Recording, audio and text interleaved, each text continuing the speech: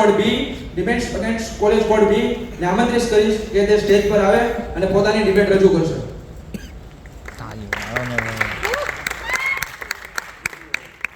વિદ્યાર્થી મિત્રો અને સન્માનીય શિક્ષકો, આજે હું ઓફલાઈન વિશે બોલવાનો છું.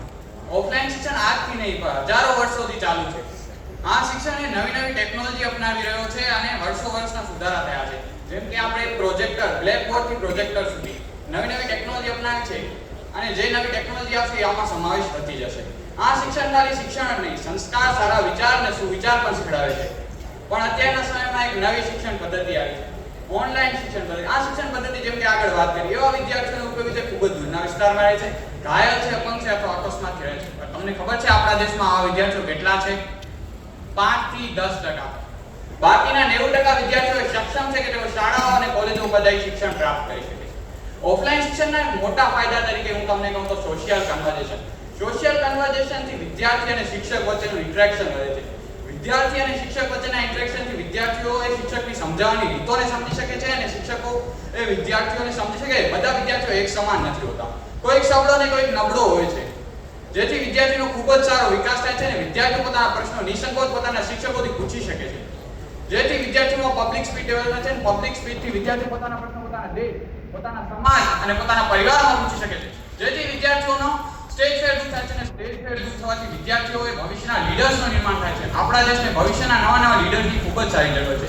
આ બધી તો થઈ થિયરિકલ વાતો. હું તમને એક વાત કહું, હું આ સ્ટેજ ઉપર આવવા પહેલા ખૂબ જ ગભરાતો હતો અને મારામાં ખૂબ જ સ્ટેજ ફેર હતો. મારા શિક્ષકો અને મારા વિદ્યાર્થી મિત્રોએ મને ખૂબ જ મોટિવેટ કર્યો અને આગળ વધાર્યો. એના કારણે હું અહીંયા આવી શક્યો છું. આ સોશિયલ કન્વર્ઝેશનનો એક મોટો ફાયદો અને આ પ્રેક્ટિકલ છે. આપણે જાણીએ છીએ કે સોશિયલ કન્વર્ઝેશન કેટલો ઉપયોગી છે.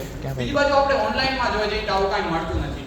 વિદ્યાર્થી અને શિક્ષક વચ્ચે તો ઇન્ટરેક્શન જોવા જ નથી મળતો. કેમ કે જ્યાં વિદ્યાર્થી બીજી બાજુ એક કેમેરો બંધ કરીને બેઠો હોય ત્યાં આપણે બધા ઓનલાઈન ભણી જ ચૂક્યા છે, આપણને ખબર છે.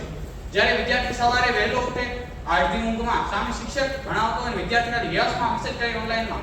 હું મારો જ એક્ઝામ્પલ આપું. હું જ્યારે ઓનલાઈન શિક્ષણમાં ભણતો ત્યારે હું એક જ જગ્યાએ બેસીને સૂતો અને શિક્ષક સામે ભણાવતો. મારી મમ્મીએ મને ઉઠાડ્યો અને કીધું બેટા તે લિંક ચાલુ થઈ ગઈ. ત્યારે હું બેઠો હતો અને નીંદમાં હતો.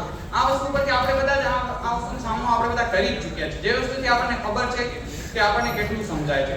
બીજી બાજુ ઓફલાઈનમાં કોઈ ખાસ પ્રકારનો ડિસ્ટર્બન્સ પણ જોવા નથી મળતો, કેમ કે વિદ્યાર્થીઓ બીજી બાજુ શિક્ષકની નજર હેઠળ ભણે છે. તમે જોયું જ હશે, વિદ્યાર્થીઓ જ્યારે શિક્ષકની નજર હેઠળ હોય છે ત્યારે વિદ્યાર્થીઓમાં ખૂબ જ ઓછો ડિસ્ટર્બન્સ જોવા મળે છે. બીજી બાજુ આપણે ઓનલાઈન જોવા જઈએ તો વિદ્યાર્થીઓમાં ખૂબ જ ડિસ્ટર્બન્સ જોવા મળે છે. જ્યારે ભણવાના બે વિડીયો આવે, જેમ કે મિત્રોએ કીધું આગળ, ભણવાના બે વિડીયો આવે તો સામે ઇન્સ્ટાગ્રામની તસવીરો આવે. અહીંયાથી કેટલા વિદ્યાર્થીઓ બાયજૂસ વાપરે છે, પણ 80% વિદ્યાર્થીઓ ઇન્સ્ટાગ્રામ વાપરે છે. તમને ખબર જ છે, ભણવાના વિડીયો આવે તો સામે ઇન્સ્ટાગ્રામની તસવીરો. આ વાતો પરથી આપણે કહી શકીએ કે ઓફલાઈન શિક્ષણ એ ઓનલાઈન શિક્ષણ કરતાં 10 ગણો સારો છે. બીજી બાજુ આપણે જોઈએ તો તેમાં ઘણી બધા ફાયદા છે. એકવાર તેમાં એક ઓફલાઈન શિક્ષણ ઓનલાઈન શિક્ષણ માટે એકવાર એકલવ્યનું ઉદાહરણ આપવામાં આવ્યું. પછી કહી શકીએ આપણે આપણામાં એકલવ્ય જેટલી એકાગ્રતા છે? શું આપણે શિક્ષણ માટે પોતાનો અંગૂઠો આપી શકીએ? તમારો જવાબ શું આવશે? ના. આપણે બધા ઓનલાઈન ભણી ચૂક્યા છીએ. બીજી બાજુ ઓફલાઈનમાં શિક્ષક આપણને રૂબરૂ સમજાવે છે અને આપણે વિદ્યાર્થી મિત્રો સાથે ચર્ચા કરીએ છીએ, જેથી વસ્તુ જલ્દી યાદ રહે છે અને આપણો કોન્ફિડન્સ પણ વધે છે. ઓફલાઈન એજ્યુકેશનનો એક બીજો મોટા ફાયદા તરીકે છે extra circular activity. Extra circular activity એટલે કલાઓ, આપણો આ ડિબેટ પ્રોગ્રામ, જેમ કે કલ્ચરલ પ્રોગ્રામ, જેમ કે આપણો આ ડિબેટ પ્રોગ્રામ જેવા પ્રોગ્રામો જેમ કે 15મી ઓગસ્ટ અને 26મી જાન્યુઆરી, કલાઓ, ચિત્રકલા, સંગીત કલા, નૃત્ય કલા જેવી વિવિધ કલાઓ અને રમતો, કબડ્ડી, ખોખો, ફૂટબોલ, વોલીબોલ જેવી રમતો. આ રમતોથી વિદ્યાર્થીનો માનસિક અને શારીરિક વિકાસ ખૂબ જ સારો થાય છે. બીજી બાજુ આપણે જોવા જઈએ તો ખાલી માનસિક અને શારીરિક વિકાસ નહીં, આપણા દેશને ફાયદો થાય છે, કેમ કે આપણા દેશના ભાવિ ખેલાડીઓ અને ભાવિ કલાકારો આ રીતે તૈયાર થાય. બીજી બાજુ આપણે ઓનલાઈનમાં જોવા જઈએ તો આવું કાંઈ થતું નથી. ઓનલાઈન શિક્ષણમાં ભણતા વિદ્યાર્થીઓ એક જ જગ્યાએ બેસી રહે છે, કલાકો સુધી અને લાંબા સમય સુધી સ્ક્રીનને જોવે છે, જેથી વિદ્યાર્થીઓને માનસિક અને શારીરિક વિકાસ તો નથી જ થતો, પણ માનસિક અને શારીરિક ખામીઓ આવે છે, જેમ કે કમર દર્દ, આંખની સમસ્યા અને માનસિક તણાવ જેવી સમસ્યાઓનો સામનો કરવો પડે અને ભાવિ પેઢી પણ આળસુ બને છે. બીજી બાજુ આપણે ઓફલાઈનમાં જોવા જઈએ તો તેમાં ડિસિપ્લિન અને રેગ્યુલેરિટી વધે છે. ડિસિપ્લિન અને રેગ્યુલેરિટી આપણા જીવનની કેટલી જરૂરી વસ્તુ છે એ આપણને ખબર છે. જ્યારે વિદ્યાર્થી સવારે વહેલો ઉઠે અને શાળા અને કોલેજના વાતાવરણમાં જવા માટે તૈયાર થાય, ત્યારે વિદ્યાર્થી એ પ્રોફેશનલ સ્કિલ ડેવલપ થાય છે. અને પ્રોફેશનલ સ્કિલ આપણા જીવનમાં કોઈ પણ સક્સેસફુલ વ્યક્તિના જીવનમાં તમે જોજો એમાં પ્રોફેશનલ સ્કિલ હોય જ છે. બીજી બાજુ આપણે કહીએ તો ઓફલાઈન શિક્ષણ પદ્ધતિમાં ભણેલ વિદ્યાર્થીને ઓનલાઈન શિક્ષણ પદ્ધતિમાં ભણેલ વિદ્યાર્થી કરતાં વધુ પ્રાયોરિટી આપવામાં આવે છે. એવા ઘણા વિષયો છે જે આપણે ઓફલાઈન નથી ભણી શકતા, જેમ કે કેમેસ્ટ્રી, ફિઝિક્સ, બાયોલોજી, મેડિકલ જેવી વસ્તુઓ આપણે ઓફલાઈન નથી ભણી શકતા.